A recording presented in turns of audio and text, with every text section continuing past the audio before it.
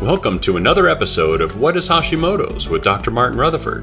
To find out more on any of our topics, or for information on scheduling a consultation with Dr. Rutherford, please visit us at whatishashimotos.com. And now, here's Dr. Rutherford. So Hashimoto's and depression is the topic today. Something we see, again, all the time. If somebody comes in here and tells me I've got depression, anxiety, and panic attacks, I'm looking to see if they got a thyroid problem, if they haven't already been diagnosed. And that thyroid problem is usually going to be Hashimoto's. So there's a lot of chemistry involved in that. Depression is a frontal lobe problem. Frontal lobe, right in here. This is who we are. This is where we think. This is our executive functions. This is where our motivation is. This is where our focus is. This is where we make our decisions. And if it's not working well, this is where we make bad decisions. These are the people who don't have a filter on their mouth, which I'm told sometimes is me. But that's frontal lobe. Frontal lobe is also where your mood is. So frontal lobe is I'm happy, more serotonin. I'm motivated, more dopamine, or I'm sad, more serotonin, or I'm depressed, more serotonin, really bad. So it's a chemical issue. Most people come in here, depression's a chemical issue. You're looking for what destroys the chemistry in the brain. So what do you need to not get depressed? What do you need for your frontal lobe to keep working and not be depressed? Proper blood sugar. Too high or too low blood sugar is going to cause inflammation in your brain. Proper oxygen. You have a lack of oxygen going to your frontal lobe. You have anemia, something like that. You have low blood pressure. All of these things. Low thyroid. The low thyroid aspect of Hashimoto's. You're not going to get enough oxygen there. You're not going to be able to make dopamine and serotonin, and you're going to be down. You're going to be depressed. Stress obviously does it.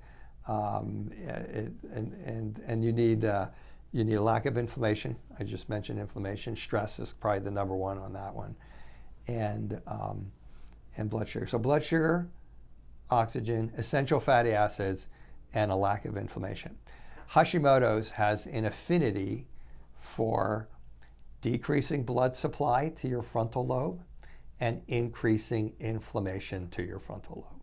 Without getting into the whole chemistry of that, that's what Hashimoto's does. So if you're like in hypothyroid symptoms, you're like fatigued and you're tired, thyroid's not working that well, everything's slowing down. You're not getting a whole lot of oxygen to your brain. Remember, you need oxygen for you to have proper serotonin and be happy. Okay, and so from that hypothyroid aspect, you're getting that. Then when the immune response kicks in, it may kick in intermittently, or it may be steady across the board. Then you start getting more hyperfunction, you start getting more inflammation, and that inflammation has an affinity for the frontal lobe, and you get inflammation in your frontal lobe. Can't make dopamine, can't make serotonin. If you can't make dopamine, you can't make serotonin. These are people who, when they come in here, they mark in the box, thinking of harming myself. Okay, so that's one step past depression, but the point is that whole spectrum is relative to Hashimoto's. And just to carry that through, even though it wasn't the question, but to show how much Hashimoto's affects mood, next thing is you start getting consistent attacks on your thyroid and you start making way too much thyroid hormone, anxiety, and then it can just take off and contribute to not just anxiety, but it can contribute to panic attacks too. So depression, anxiety, panic attacks, they're all different sides of the same coin. So yes. Depression and Hashimoto's can be linked. Hashimoto's can, at the very least, strongly contribute or be contributing to your depression.